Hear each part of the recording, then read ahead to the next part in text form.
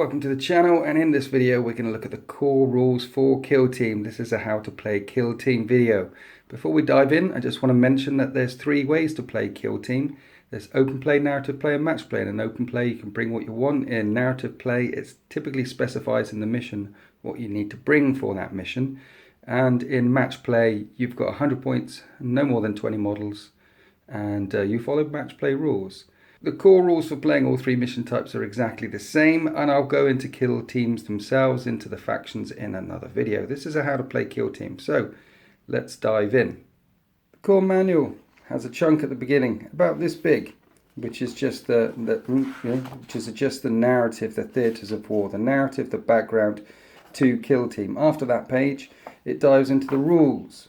Couple of pages of background in case you're a complete newbie to this sort of stuff, but essentially if you played Warhammer 40k you'll find the rules in here are extremely similar but not the same. There are some changes, and there's 17 pages of core rules, but as you can see, this is 2 pages right here. It could be squeezed into just 1 page. There's put lots of pretty pictures in it. After the 17 pages of core rules, it gives you a game turn breakdown just so you can get your head around it, particularly if you've been playing for Warhammer 40k before, because there have been a couple of changes. Then after that there are some advanced rules. No, 1 minute. After fighting a battle there are some advanced rules. So this is the rules on terrain, falling and falling tests and things like that. We're not going to bother with the advanced rules just yet. We're going to look at the core rules for fighting a battle round of Kill Team. So it starts off in the initiative phase. To the 2 players or 3 players or 4 players roll off to see who goes first, and the person who wins has got the initiative. It talks around at the beginning of a phase, or things before the battle round begins, such as models coming in from deep strike or whatever you would normally do. Things that happen at the beginning of the phase happen before the movement phase. So you have your initiative, roll off to see who goes first. Whoever wins that dice roll has the initiative. Then we move on to the movement phase. Right, the movement phase works like this. The player who has the initiative moves first. Say the Space Marine player has the initiative. He chooses what he wants to do with those models in the movement phase. He does them with the models. And then the Death Guard player who hasn't got the initiative chooses what he wants to do with his models. And you can move, you can advance, you can fall back, and you can ready, and you can charge. Move, advance, fall back, ready, charge. Yes. Moving, you just move you guys. Normally, job's a good one. Readying, what you can choose to do instead of moving is ready these guys. Instead, what that means is they will get to fire first during the shooting phase. We'll get to that in the shooting phase. You don't move at all, you just ready them. So readying has some advantages. I should mention it follows the normal 40k rules for moving and firing weapons. So if you've got a heavy gun and you've moved, it's going to be -1 to hit after you've moved. And if you've got an assault weapon and you advance, then it's -1 to hit after you've advanced, and you can only fire your assault weapon. Advancing is a little bit different to standard 40k. It's a way to move around a bit quicker. So Poxwalkers move 4 inches. So you choose to advance this guy, which means you can move him 4 inches plus d6 in normal games of 40k. In Kill Team, you roll a d6 and you can move him again up to and under his normal move value. So say I got a 6 when I rolled a dice to advance this guy. He can move 4 plus another 4 because that's his move value. So anything over 4, 5 or 6, he's moving an extra 4. Plague Marines can move 5, so he moves 5. And he can advance another d6 up to 5 inches, which is his normal move value. That's moving. Falling back's the same as 40k. If someone was within an inch of an enemy model, when I select this guy, I can select him to fall back, but then he can't do anything for the rest of the turn except defend himself if someone else comes wheeling in and assaulting him. So falling back, once he's done, he won't be able to shoot or ready or do anything like that. But the other thing that you can also do in the charge phase is you can charge. So let's say I decide to move this guy around, ready this guy here, and then I declare a charge from this Space Marine here. You can only declare 1 charge a turn. I declare these 2 as targets. If I fail my charge, I can't then declare something over there and something over there. I've declared these 2 as my targets. So you declare the charge. I haven't moved him. You don't move and then charge. You just declare the charge straight away. And then these guys have a choice. They can either stand there and take it, or they can fire Overwatch, or they can retreat. Now, this guy's got a gun. This guy hasn't got a gun. So this guy's going to decide to fire Overwatch at that guy, hitting on 6s, no modifiers apply, and then after firing the Overwatch, he's going to retreat 3 inches back up the table, which means that's his movement phase, which means he won't be able to readied or move or advance or do any of those things. He can defend himself if he gets assaulted by something from another angle, but you can fire Overwatch and then retreat. Then I roll the charge on this guy. I roll 2d6. And even if I roll 3 inches, you can still move him further up the table. Job's done. He's moved, he's readied, he charged, he failed his charge. Then it goes to the Death Guard player's turn. Now what the Death Guard player can choose to do is he can't ready this guy, he can't move this guy, he can't shoot with this guy anymore. But what he can do is charge with him, charge with him, charge with him perhaps. So nice and easy to remember. You ready models to shoot, so they'll shoot first in the shooting phase, or you'll move or advance them, or you'll charge them straight away. And when you're selected as the target of a charge, you can overwatch and retreat if you want to, but retreating is like falling back. Basically, you can't do anything else afterwards.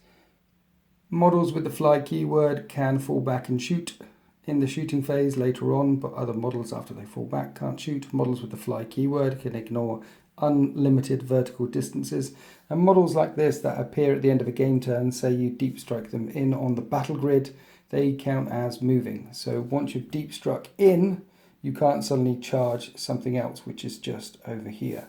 That will count as their movement phase.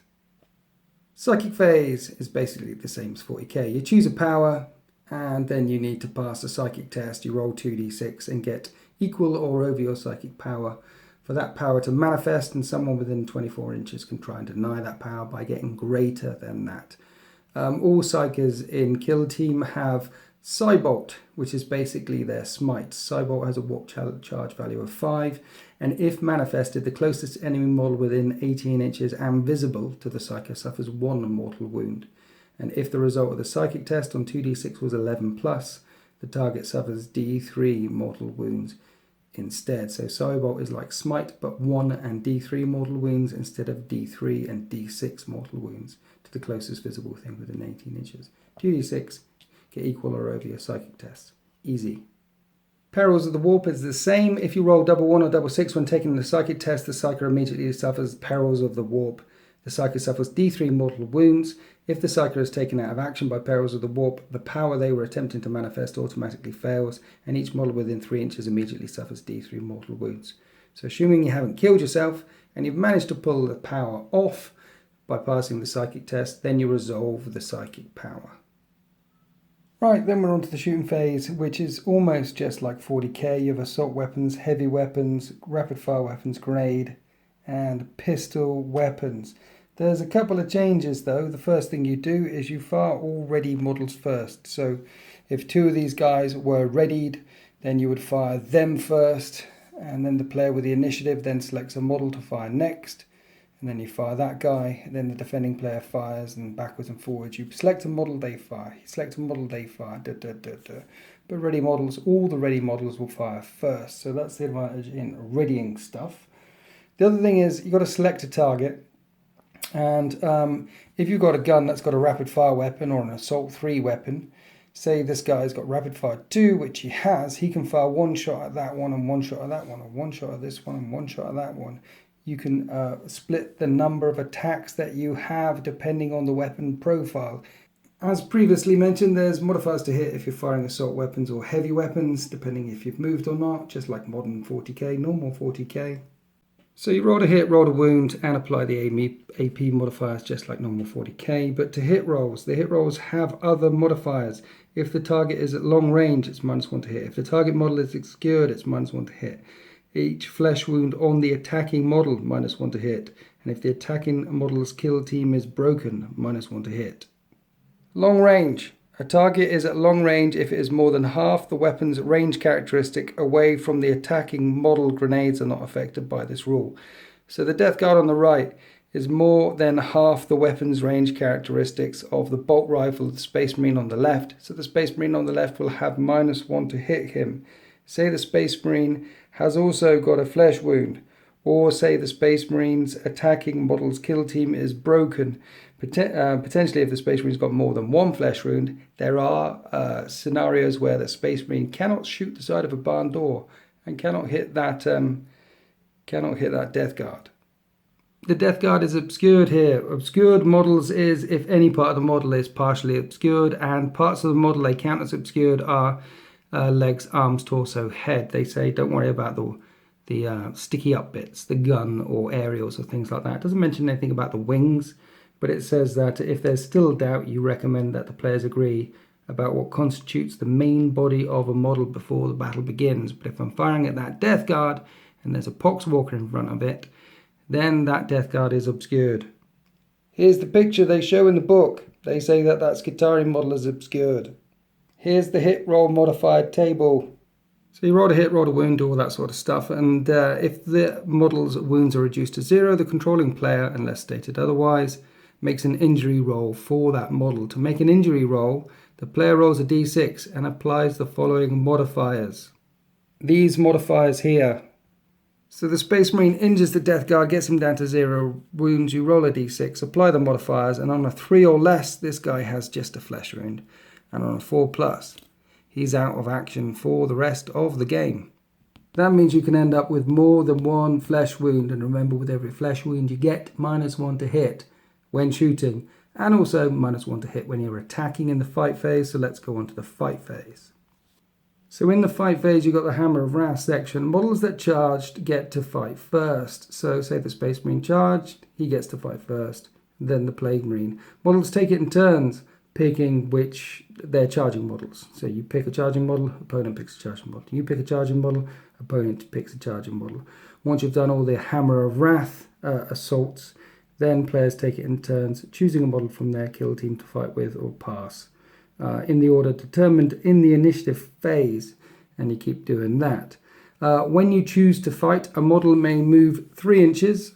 The model must end its move closer to the nearest model, so this guy could end up touching base to him all the way around there. He's moved closest to him, but he's got a bit of free movement there, so you pile in 3 inches.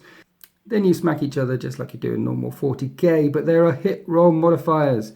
If there's any intervening terrain, like this, then it's -1 to hit. Each flesh wound on the attacking model, -1 to hit. And if the attacking model's kill team is broken, it's -1 to hit. And the hit roll modifier table looks like this. And just like the pile-in phase, once you're done, you may move the model 3 inches. When you consolidate, the model must end up its move closer to the nearest enemy model again. So you go charging in, charging models swing first, you alternate between you, and then you alternate between you all the other models that haven't charged. To be selected as the target of an attack, you've got to be within an inch of an enemy model or someone who's charged, and you get to pile in, and you get to consolidate, and there's hit roll modifiers. You hit and wound, and AP modifiers work just like in normal 40k, and if you get to 0 wounds again, you work out the damage just like you did in the shooting phase. So if you drop down to 0 damage, you need to work out whether it's just a flesh wound or whether you're out of action. Couple of things about damage. Say this Plague Marine, I don't know, it's got a magic grenade of doom and does 5 wounds on this guy, and he saves 1 and loses the other 4. As soon as he gets to 0, then you figure out whether he's got a flesh wound or whether he's out of action. That's what you do. You don't keep smacking him while he's down. That would be unchivalrous. However, if a model loses its last wound to an attack that has a damage characteristic of more than 1, the player whose model made the attack roll rolls a number of dice equal to that characteristic when making the injury roll. For example, if a model with 3 wounds remaining fails its saving throw against a damage characteristic weapon of 3, it'll be reduced to 0 wounds, and the controlling player, the attacking model, will roll 3 dice for the injury roll, applying the highest result. Roll 3 dice to find out whether he's got 3 or less for a flesh wound, or 4+ for out of action. If a model loses its last wound, when there are attacks or mortal wounds still allocated to it, these are not resolved. Talking about mortal wounds, they work just like 40k. As soon as you've done a mortal wound, you've wounded them.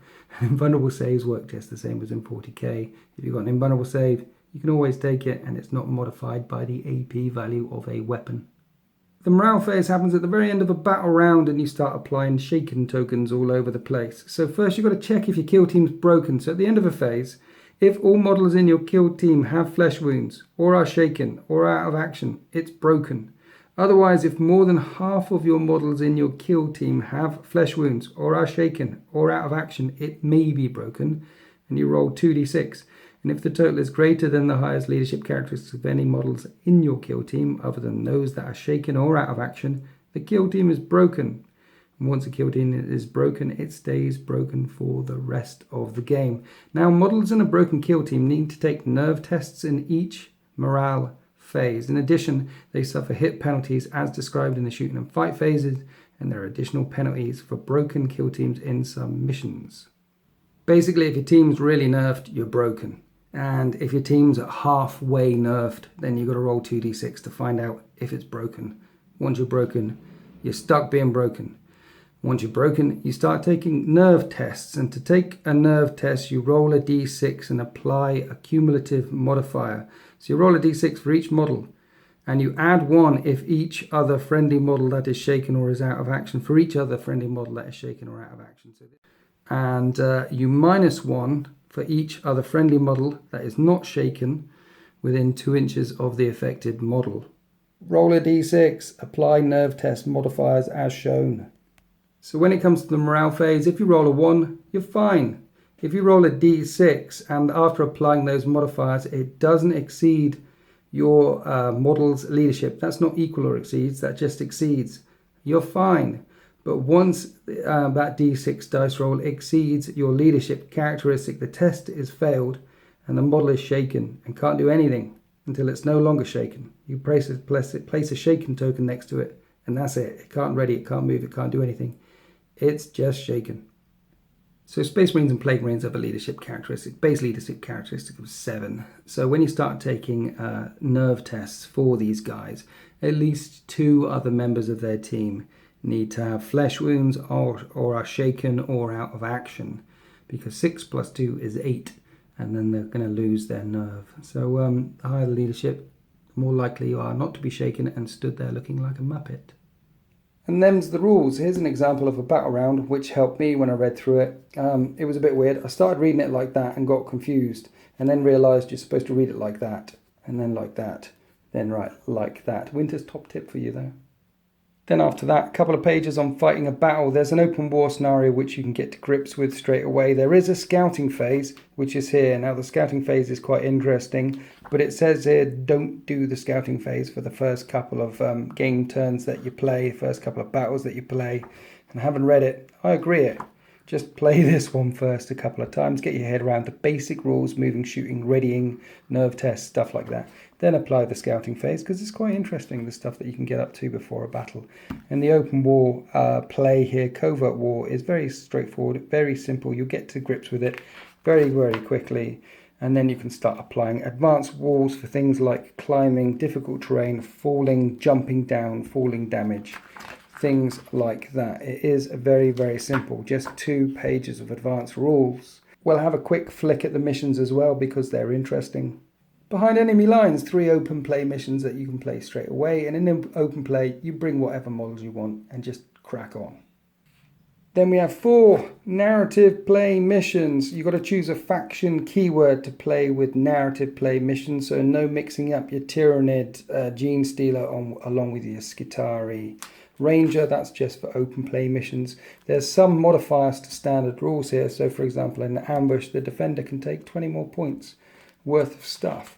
But 4 narrative play missions, and then I believe it was 4 matched play missions. Double check. 4 match play missions that you can play as well. All the narrative play missions use this board here that you get in the box. All the match play missions use this board here, but they also say that some of these, look, 2 game boards. Some of these suggest that you want to use 2 game boards when you set your mission up. But it also says create the battlefield and set up terrain. Examples of how you might do this are shown below, and it gives you 2 examples. So you can use 2 game boards or 1 game board, or just set up the mission however you want when you play your match play stuff. So that's how you play Kill Team. I will go into the kill teams and the faction rules in another video. There's a lot of reading. It's a meaty tome. I think I mentioned that in the other video. There's a lot of reading to get through, and I've got to get it in my brain so I can narrate it, tell you guys about it with some kind of without some kind of brain malfunction while I'm doing it. So those are the standard rules for Kill Team. That's how you play the game.